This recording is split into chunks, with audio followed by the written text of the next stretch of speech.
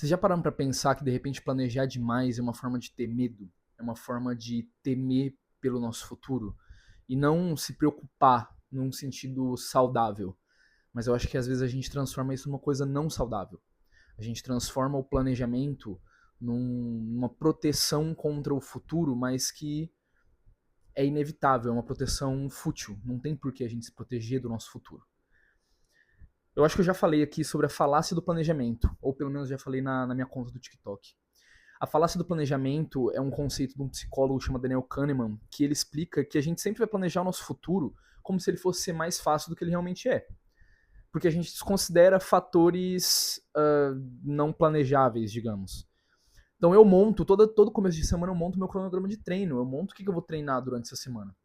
Hoje, por exemplo, era para eu ter corrido 4 quilômetros e ter feito mais alguns estímulos ali de corrida. Eu fiz isso? Não. Por quê? Porque tá muito sol. É o ideal que quando tá muito sol eu desista de fazer? Não, não é o ideal. Mas eu tava desanimado, tá muito sol, não me alimentei bem ontem.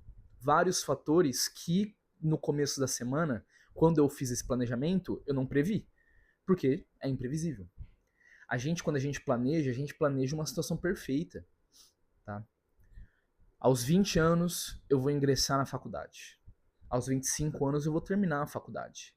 Aos 27 anos, eu vou casar. E aí depois eu vou construir minha casa, eu vou investir no meu próprio negócio. Poxa, perfeito. Legal você se planejar dessa forma. Mas você percebe como você tá considerando que tudo vai dar certo para você?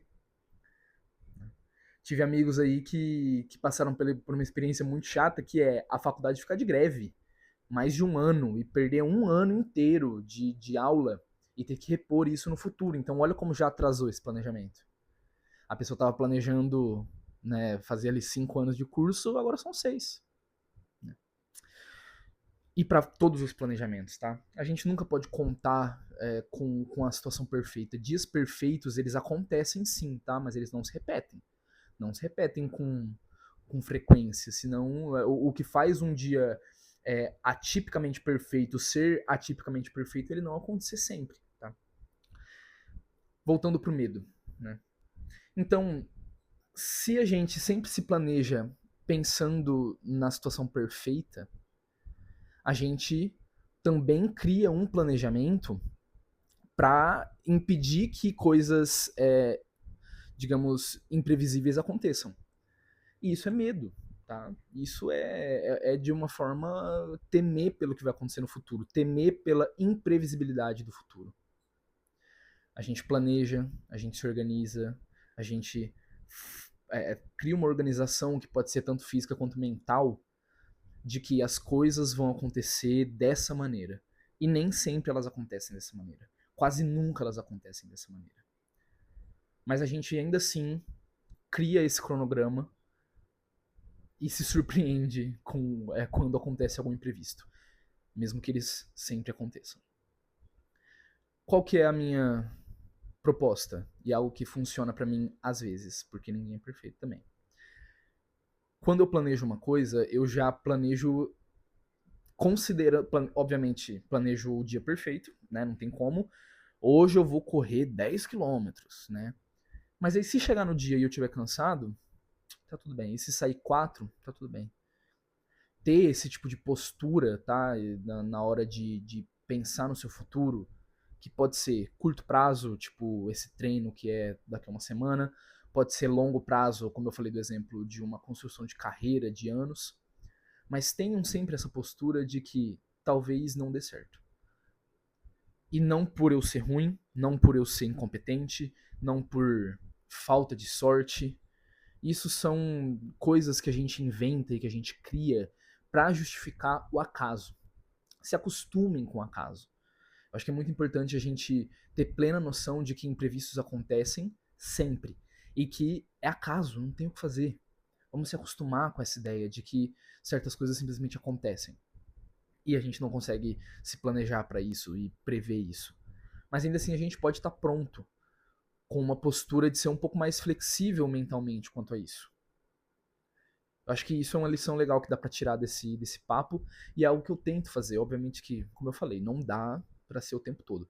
A gente se frustra. eu me frustro muito. Ninguém é perfeitinho e vai falar pra você assim, não, sabe essa visão meio niilista? Não, as coisas são como são e não tem o que fazer. Um negócio um pouco estoico também. Assim, é bonito, é legal você ter esse tipo de filosofia próximo de você, mas você não vai conseguir cumprir ela perfeitamente. Você vai se frustrar. A vida vai te frustrar. Seus planejamentos vão falhar. É inevitável. E ter medo também é comum, tá? Falei aqui que se planejar é ter medo, e é mesmo. E não tem o que fazer. Ter medo é comum, e esse medo é um sentimento que é natural. E por ser natural, acredito que a gente pode tirar frutos disso. Desse medo. Desse medo do futuro. O que será de mim daqui a 10 anos? O que será do meu treino no final de semana? Curto prazo, longo prazo. Ter essa preocupação, esse medo, pode ser bom. Pode nos trazer um pouco mais de atenção às coisas. E ter atenção às coisas faz a gente manter o pé no chão, tá? Manter o nosso planejamento realista. Eu falei aqui já de autoeficácia, né? Então, se planejar a partir de pequenas metas e não coisas muito longes. Entender que o nosso futuro é construído por essas pequenas metas. Esse medo do futuro e a obrigação de nos planejar faz a gente manter os pés no chão e se organizar de uma melhor maneira, dessa maneira. Que, vamos pôr o asterisco aqui, que eu considero ser a melhor maneira, tá? De novo, nunca eu tô aqui para dar aula para ninguém. Isso aqui é uma troca de ideias, é um papo e que bom que tem gente que se interessa e ouve, tá? Acho que é isso que eu tinha para falar hoje. Obrigado pela atenção mais uma vez. Quiser compartilhar, compartilha com alguém. Quiser curtir, curta. Mas eu quero muito que quem ouviu isso até o final, quem assistiu até o final, deixe um comentário, deixe um feedback. O que eu preciso melhorar, o que eu posso mudar, o que gostou, o que não gostou. Sempre, para mim, o mais importante é ouvir de vocês alguma coisa e perceber que essa troca de ideias, esse papo, ele tá sendo benéfico para alguém. Me gratifica muito, é o combustível que eu tenho para continuar fazendo esse tipo de vídeo. Certo? Obrigado, um bom dia aí para todo mundo.